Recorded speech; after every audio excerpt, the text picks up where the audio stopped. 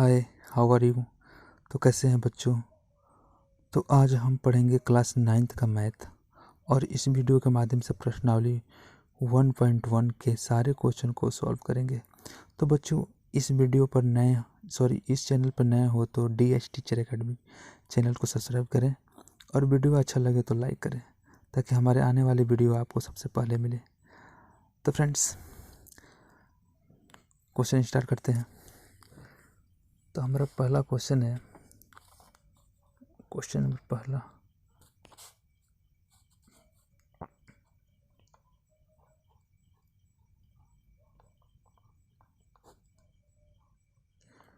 Question number पहला है, क्या शून्य एक परिमेय संख्या है? क्या इसे आप P/Q के रूप में लिख सकते हैं जहां P और Q पूर्णांक हैं और P जो है शून्य के बराबर नहीं है। तो फ्रेंड्स क्वेश्चन को सॉल्व करने से पहले मैं आपको बता देना चाहता हूँ परिमेय संख्या क्या होती है, पूर्ण संख्या क्या होती है, पूर्णांक संख्या क्या होती है और प्राकृतिक संख्या क्या होती है, क्योंकि ये सबसे पहले जानना आपको ज़रूरी होता है। तो तभी आप मैथ के क्वेश्चन को सॉल्व कर पाएंगे। और ये प्रश्नावली जो है संख्या पद्धति 1.1 इसमें आपको ये बहुत बड़ी भूमिका निभाता है कि पूर्ण संख्या प्राकृतिक संख्या जानना बहुत जरूरी होता है। तो चलिए हम जानते हैं प्राकृतिक संख्या और पूर्ण संख्या क्या होती है। ठीक है, तो कुछ फार्मूला हम आपको बताने वाले हैं, कुछ फार्मूले आपको बताने वाले हैं। ठीक है,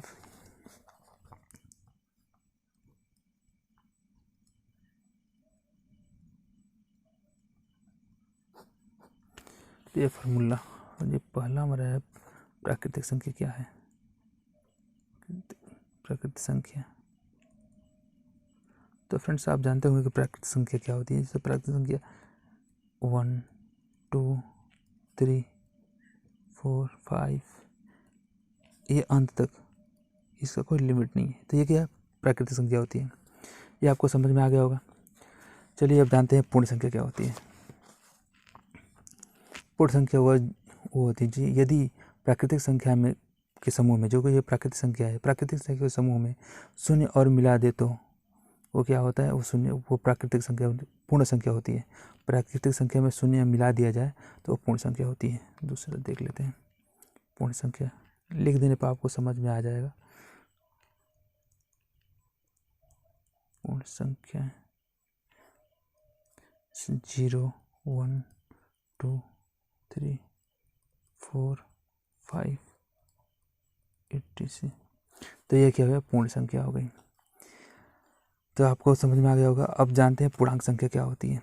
फटाफट देख लेते हैं, थोड़ा है बस, आपको जल्दी समझ में आ जाएगा, लेकिन इसके बिना आप क्वेश्चन को सॉल्व नहीं कर पाएंगे, इसलिए मैं ये फार्मूला आपको बता देना चाहता हूँ।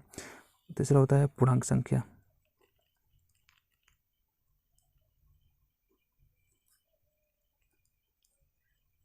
पूर्णांक संख्या अगर लिखावट समझ में ना आया हो तो कमेंट बॉक्स में लिख दीजिएगा, मैं साफ साफ और लिखने की कोशिश करूँगा। अब देखिए, यदि पूर्ण संख्या है, ये पूर्ण संख्या, यदि पूर्ण संख्याओं के समूह में प्राकृतिक, जिसे मान लीजिए पूर्ण संख्याओं के समूह में प्राकृतिक संख्याओं का ऋणात्मक आदि, धनात्मक और ऋणात्मक आदि मिला दे तो ये संख्या क्या होती है, पूर्ण संख्या कहलाती है। जैसे कि प्राकृतिक संख्या है, ये प्राकृतिक संख्या, प्राकृतिक संख्या में जो है आप ऋणात्मक संख्या जैसे -1 -2 को मिला देंगे, जैसे आपको समझा दे रहे हैं। यदि आप पूर्ण लिख देते हैं आपको समझ में आएगा। यदि पूर्ण संख्याओं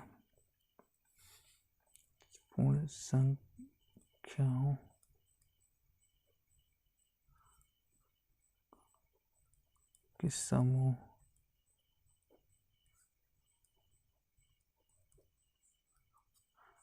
समूह में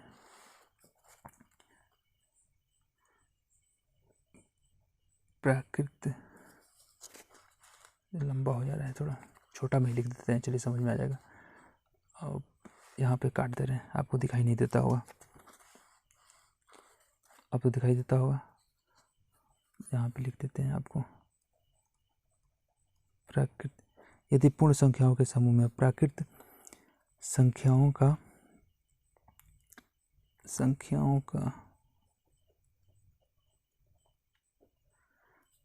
ऋणात्मक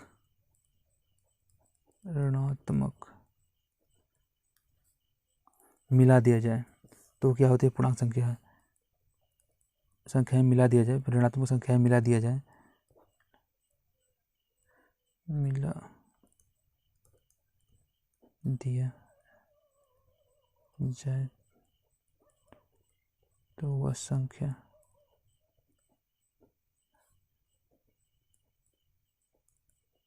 पूर्णांक संख्या कहलाती है। अब देखिए, जैसे मान लीजिए कि ये हो गया आपका पूर्ण संख्या 0, और यहाँ से आप लिखते हैं, जैसे पूर्ण संख्या आप यहाँ पे लिखे हैं, पूर्ण संख्या लिखे हैं, तो पूर्ण संख्या यहाँ पे लिख लीजिए, और ये आपको यहाँ लिख रहा है ना, पूर्ण संख्याओं के समूह में प्राकृतिक संख्या, यानी प्राकृतिक संख्या ये है, तो पूर्ण संख्याओं के समूह में प्राकृतिक संख्या, मान लीजिए प्राकृतिक संख्या ये रहा, 1 2 3 4, तो यहाँ पे ये पूर्ण संख्या हो गया, पूर्ण संख्या यहाँ पे लिख लीजिए, यहाँ पे लिख लिए हैं, और प्राकृतिक संख्या लिख दिया -1 -2 -3 और -4 और -5, ये क्या हो गया, ये पूर्णांक संख्या माइनस, ये जो पूर्ण संख्याओं में प्राकृतिक संख्या का माइनस ऋणात्मक जुड़ता है तो ये पूर्णांक संख्या हो जाती है। अब चलिए, आप जानते हैं कि पूर्ण संख्या में ये शून्य का महत्व क्या है। तो शून्य एक ऐसी संख्या है जो ना तो ऋणात्मक है और ना तो धनात्मक है। देखिए, ये ऋणात्मक हो गया, ऋणात्मक संख्याएं हो गई, ऋणात्मक पूर्णांक हो जाएगा, और ये धनात्मक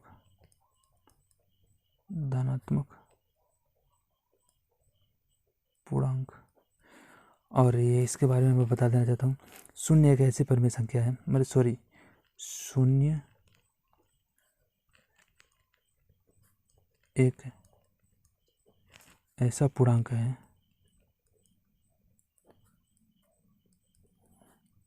ना तो धनात्मक है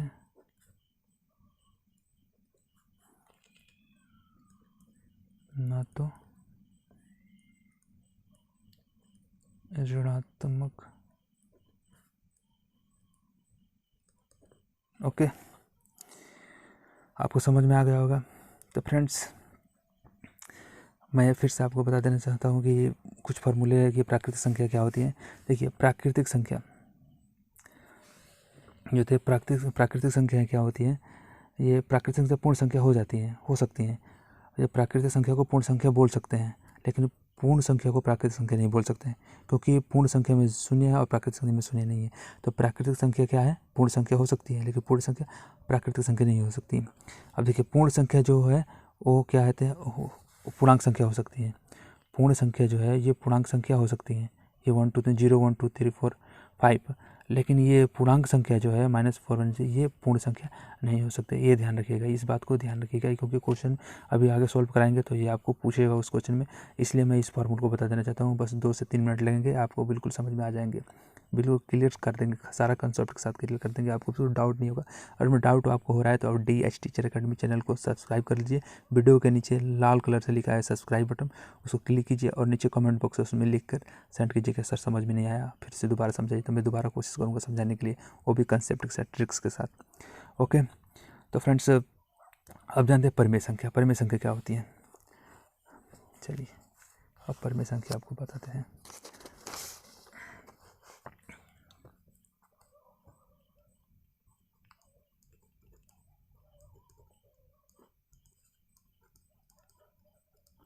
परिमेय संख्या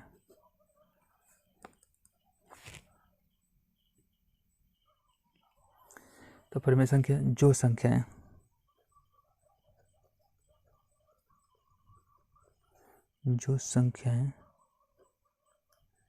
P/Q, ये ध्यान रखिएगा बात, P/Q, इस चीज़ को ध्यान रखिएगा, आप अपने दिमाग में बैठा लीजिएगा मैं क्या लिख रहा हूँ। जो संख्या है P/Q के रूप में लिखा जाए,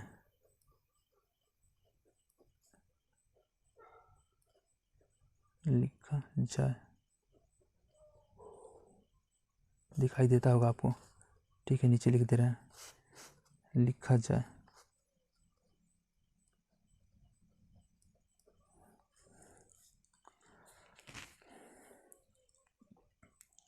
और जहाँ लिखा जाए, और इस बात को ध्यान रखिए, मैं बार बार रिपीट कर रहा हूँ क्योंकि ये क्वेश्चन अभी पूछा जाएगा। जो संख्या है पी बटे क्यू के रूप में लिखा जाए और क्यू जो है शून्य के बराबर ना हो, शून्य के बराबर ना हो, तो ऐसे संख्या परमेशर शून्य के बराबर न हो, तो न हो, शून्य के बराबर न हो, तो ऐसे संख्या क्या होती है? परिमेय संख्या कहलाती है। न हो तो ऐसी संख्याएं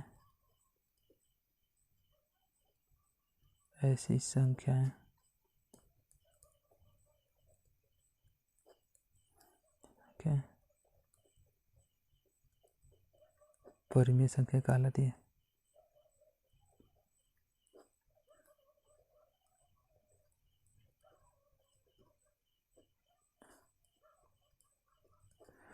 ओके फ्रेंड्स, तो आपको समझ में आ गया होगा कि परिमेय संख्या क्या होती है। जैसे मान लीजिए कि 1/2, 3/4, 7/8, 4/5, ये परिमेय संख्या है। परिमेय संख्या ये भी हो सकता है -1/2 भी हो सकता है, -3/5 भी हो सकता है, और -8/9 भी हो सकता है। कोई भी कोई भी संख्या ऐसे परिमेय संख्या हो सकती है। जैसे मान लीजिए कि P बटे Q के रूप में व्यक्त किया गया हो। मैं आपको पहले ही बता दें कि इस कंसेप्ट को क्लियर दिमाग में बैठा लीजिएगा। जहाँ पे की जो है शून्य के बराबर ना हो, शून्य के बराबर ना हो, जैसे इंडिकेट किया है शून्य, क्यू जो है शून्य के बराबर ना हो। तो देखिए यहाँ पे शून्य के बराबर में कोई भी हर जो है, ये हर है तो हर ये अंश होता है, तो हर कोई भी शून्य के बराबर नहीं है। तो ये तो आपको बिल्कुल समझ में आ गया होगा। चलिए आप क्वेश्चन को सॉल्व करते हैं। Okay, thank you. Question solve करते हैं प्रश्नावली 1.1 का। तो फ्रेंड्स, हमारा पहला क्वेश्चन है, क्या शून्य एक परिमेय संख्या है? क्या इसे आप P बटे Q के रूप में लिख सकते हैं, जहाँ P और Q पूर्णांक हैं और Q जो है शून्य के बराबर नहीं है। तो यहाँ पे बोल रहा है कि क्या आप शून्य एक परिमेय संख्या है, तो शून्य जो है आप शून्य को ऐसे भी लिख सकते हैं, मान लीजिए कि 0/1 लिख सकते हैं। तो ये किस रूप में व्यक्त हो गया? P बटे Q के रूप में आप व्यक्त कर दीजिए, हो गया ना, ये P बटे Q के रूप में व्यक्त हो गया। देखिए अब शून्य को ऐसे भी लिख सकते हैं ना, 0/1, तो ये P बटे Q के फॉर्मेट में कन्वर्ट हो गया।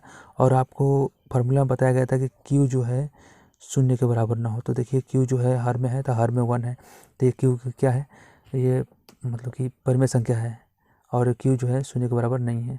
तो यहाँ पे Q शून्य नहीं है, तो ये तो क्या है? असत्य माने सत्य है, और ये परिमेय संख्या है। तो आपको ऐसे लिख सकते हैं, अर्थात इसे लिख देते हैं इसके 0/1 अर्थात P बटे Q के रूप में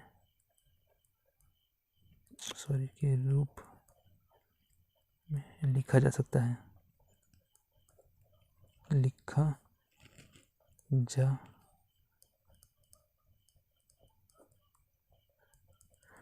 है, जहाँ मैं ऊपर बताया हूँ अभी, जहाँ Q जो है शून्य के बराबर नहीं है,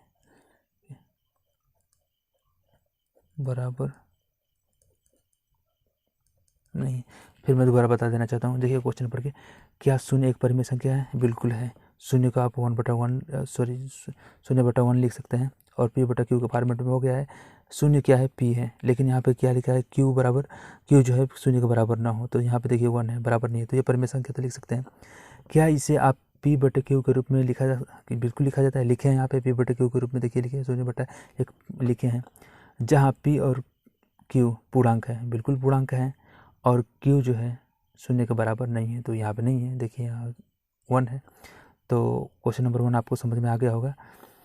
तो आपको जैसे भी क्वेश्चन लिखना होगा सब फेयर रूप में तब लिख सकते हैं। शून्य क्या है? 0/1 एक परिमेय संख्या है, अर्थात P बटे Q के रूप में लिखा जा सकता है, और जहाँ Q जो है शून्य के बराबर नहीं है। तो आप इतना ही लिख लेंगे तो आपका आंसर करेक्ट हो जाएगा। दूसरा क्वेश्चन सॉल्व करते हैं, क्वेश्चन नंबर 2। तो क्वेश्चन नंबर 2 को सॉल्व करते हैं। यहाँ पे क्वेश्चन नंबर 2, क्वेश्चन नंबर 2 हमारा है 3 और 4 के बीच, यानी कि 3 और 4 के बीच में 6 परिमेय संख्या ज्ञात कीजिए। तो 3 और 4 के बीच में परिमेय संख्या, 6 परिमेय संख्या पूछ रहे हैं। 6 परिमेय संख्या पूछ रहा है। तो मैं आपको एक ट्रिक्स बताता हूँ। जितने भी परिमेय संख्या पूछ रहा है उसमें एक ऐड कर लीजिए, ये एक ट्रिक्स है। जैसे 6 परिमेय संख्या पूछ रहा है तो आप 6/1 कर लीजिए, यानी कि 7। 7 में 3 से मल्टीप्लाई कर दीजिए और 7 से 4 में भी मल्टीप्लाई कर दीजिए और बटे 7 कर दीजिए, आपका आंसर बिल्कुल निकल के आ जाएगा। बट आपको ट्रिक्स से नहीं, मैं आपको बता देना चाहता हूँ बेसिक कॉन्सेप्ट से, ताकि आपको कभी भी एग्जाम में क्वेश्चन को सॉल्व करना हो तो किसी भी मतलब कि किसी भी चीज़ की कठिनाई ना हो। तो चलिए हमको बेसिक से हल करते हैं। तो यहाँ पे एक संख्या रेखा खींचते हैं। मान लीजिए कि एक संख्या रेखा खींच लीजिए यहाँ पे, और यहाँ पे आपको 3 और 4 के बीच में पूछ रहा था। यहाँ पे 3 लिख लीजिए, यहाँ पे 4 लिख लीजिए, हो गया आपका। और यहाँ पे देखिए 6 पूछ रहा है तो वहाँ 6 गोले बनाइए, 1 2 3 4 5 6। अभी देखिए इधर से मिलाइए, 6 1 2 3 4 5 6, 6 हो गया। परिमेय संख्या पूछ रहा है तो आप यहाँ पे जो मैं बोला था कि 1 ऐड कर लीजिए वहाँ पे, तो 1 ऐड करने के लिए क्यों बोला था, क्योंकि यहाँ पे यार एक ट्रिक्स है। ये ट्रिक्स के माध्यम से अगला वीडियो लेकर आएंगे तो ट्रिक्स एंड कंसेप्ट के ऊपर होगा, जिससे आपको क्वेश्चन को पढ़ते ही आंसर दे देंगे, हल सॉल्व करने की ज़रूरत नहीं होगी। तो ये एग्ज़ाम में हेल्पफुल नहीं रहता है। आप लोगों को बेसिक चीज़ से ही क्वेश्चन को सॉल्व करना होता है, जैसे कि बोर्ड का एग्ज़ाम हो तो आपके लिए कोई कठिनाई ना हो। तो चलिए बेसिक कॉन्सेप्ट का हल करते हैं। देखिए 1 2 3 4 5 6 और 7 आ गया ना 7, तो यहाँ पे भी 7 लिख लीजिए और इधर से गिनिए 1 2 3 4 5 6 7, तो इधर भी 7 लिख लीजिए। तो यहाँ पे 7 × 3 और 7 है तो बट्टे में 7 कर लीजिए, आया समझ में। और इधर 7 × 4 बट्टे 7 कर लीजिए, इतना समझ में आ गया हो।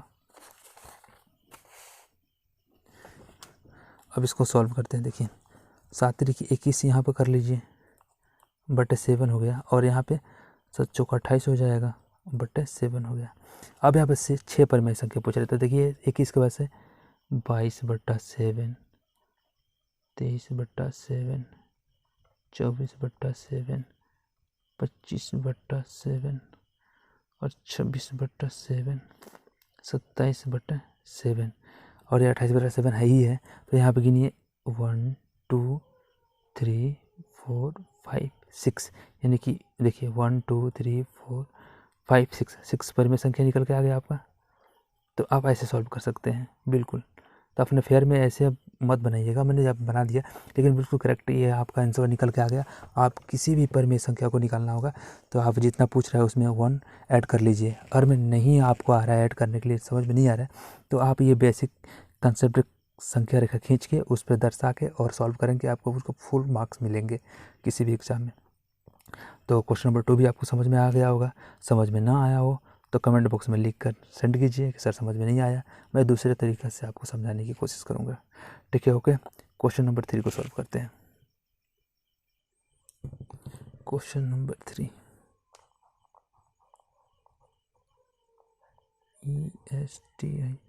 Question number 3।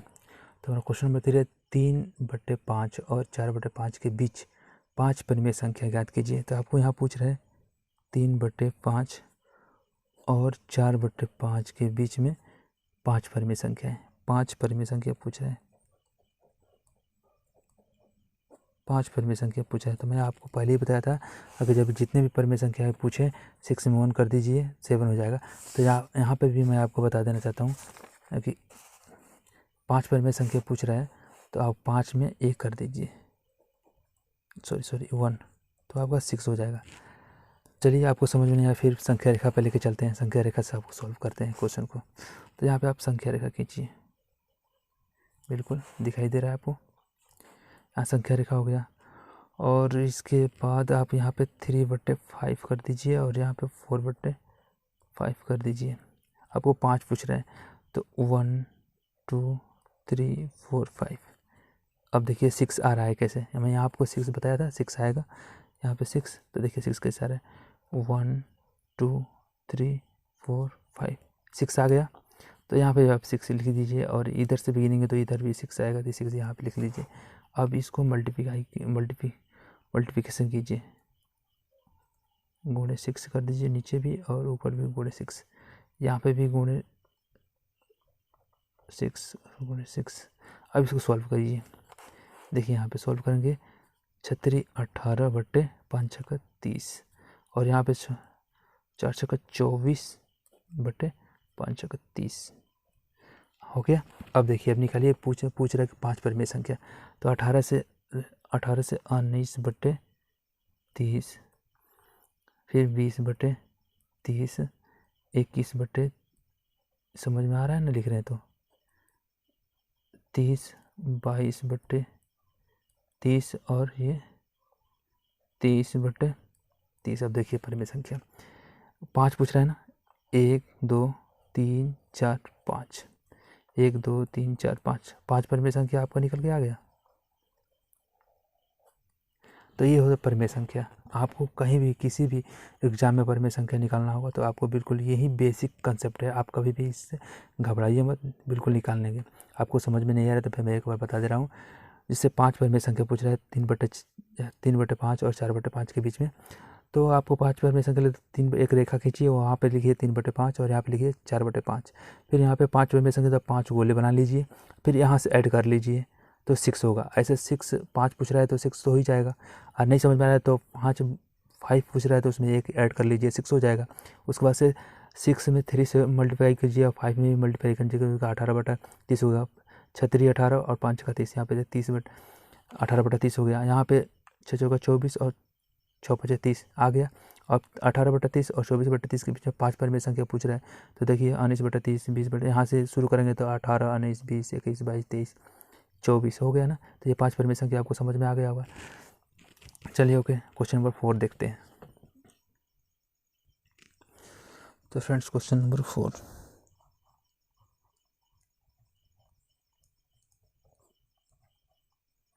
Question number 4।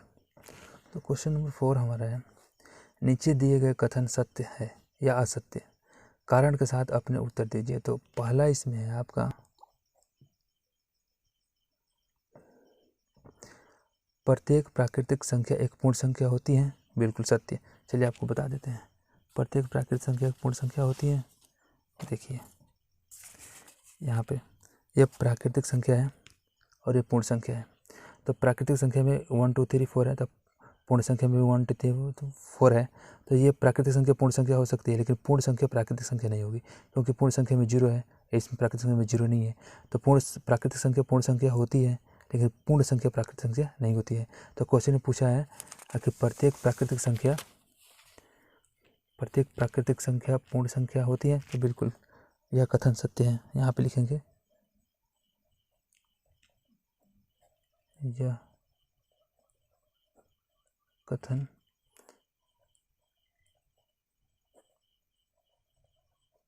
सत्य है, क्योंकि सभी प्राकृतिक संख्या पूर्ण संख्याएं होती हैं।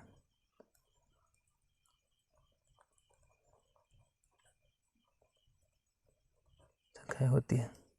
ओके, अब दूसरा इसमें देखते हैं।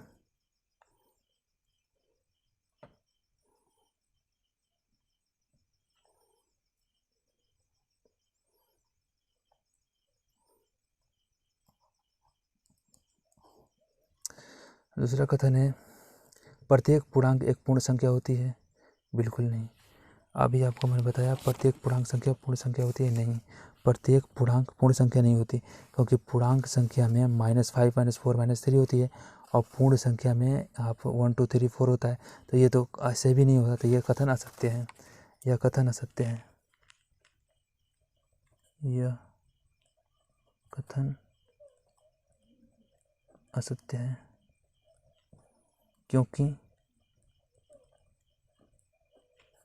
ऋणात्मक पूर्णांक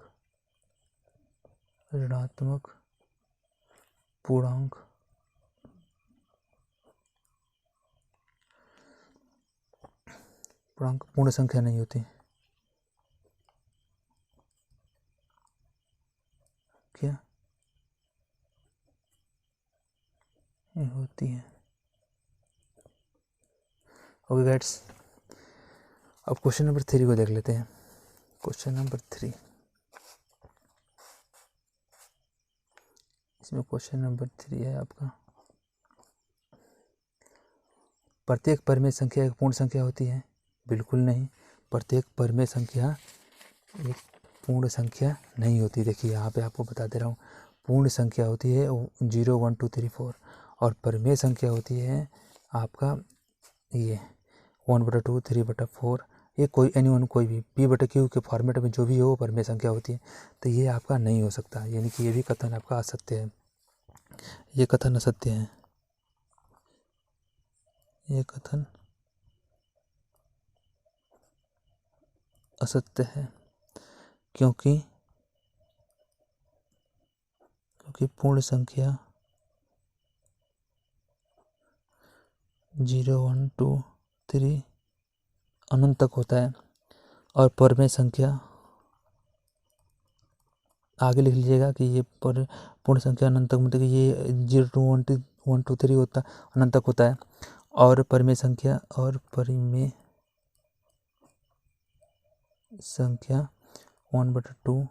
3/2 जैसे -4/5 और -10/11 कोई भी संख्या हो सकती है।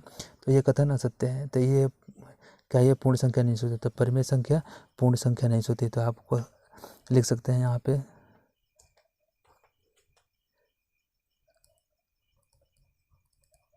परिमेय संख्या पूर्ण संख्या नहीं हो सकती। ओके गाइड्स, आई होप कि आपको समझ में आ गया होगा। ये चैप्टर यहीं एंड होता है, यानी ख़त्म होता है। अगले चैप्टर को बहुत जल्दी लेके आने वाले हैं इस DH टीचर अकेडमी चैनल पर। तो अब वीडियो अच्छा लगे तो आप लाइक कर लीजिएगा और चैनल को सब्सक्राइब कर लीजिए, क्योंकि प्रश्नावली 1.2 बहुत जल्द लेकर हम आने वाले हैं। कल अपलोड हो जाएगा 1.2 भी। तो ये वीडियो कैसा लगा और क्वेश्चन कैसे समझ में आया कि नहीं आया है, कमेंट बॉक्स में लिखकर सेंड कीजिएगा। और मैं कमेंट बॉक्स में आपको ये वीडियो अच्छा लगे तो कमेंट बॉक्स में लिखकर सेंड कीजिए और अपने दोस्तों के यहाँ शेयर कीजिए और अपने दोस्तों से बताइए कि ये DH टीचर अकेडमी पे क्लास 9th का मैथ पढ़ाया जा रहा है। तो ओके गाइड्स, तो happy next day watching for video. Thank you.